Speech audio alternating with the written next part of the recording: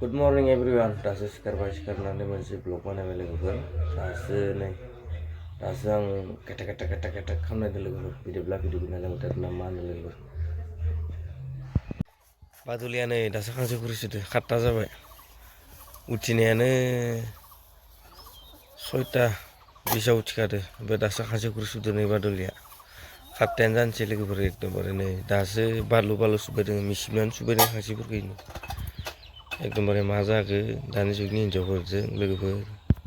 आं दा लोगोफोर सुइमिं हाखराव दुगैनो फैदो सुइमिं ना सुइमिं पुल होनो लोगोफोर. आं दा मोखां सुनो फैदो आरो ना माने बिदिब्ला नायबाय थादो ना मा होनो लोगोफोर. नाय लोगोफोर जाहानि सुइमिं पुल हाखरा बेनो आरो ना एकदमबारे नै जा मोजां दै ओंखारना दङ नै माने बेयावनो मोखां सुगोन आरो ना लोगोफोर आङो एकदमबारे साफानो मा सुना लाग्रोन र' लोगोफोर.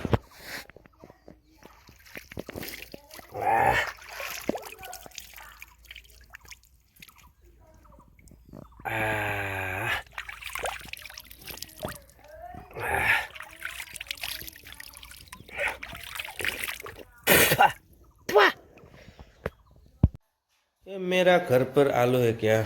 आलू नहीं लोगोफोर. बे जाबाय फिसा आलु. ओमफ्राय बैथिंजाय गोदोर माने नै आलु गोदोर. दाख्लै गायनानै बिदान लाखिदोंमोन जानानै साफा जाजोब्बाय नै लोगोफोर. उपाय गैला जाजोबनाय थांबाय आरो ना आलुआ. नै जाजोबनाय थांबाय नै.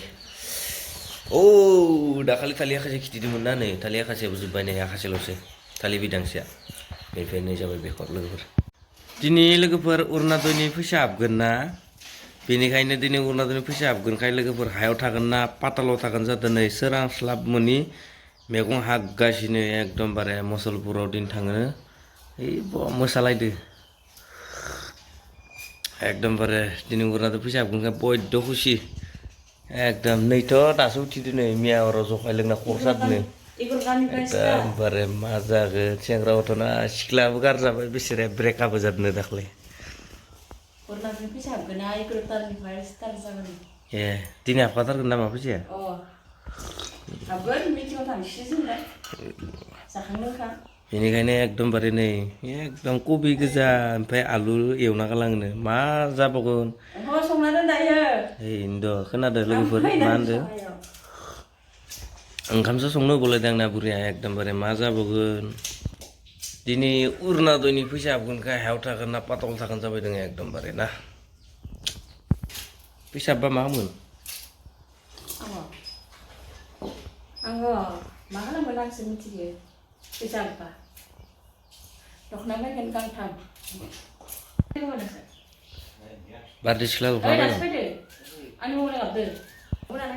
बारदै सिख्ला दख'ना बायनो लोगोफोर अरुणाचलनि फैसा हाबबाथाय.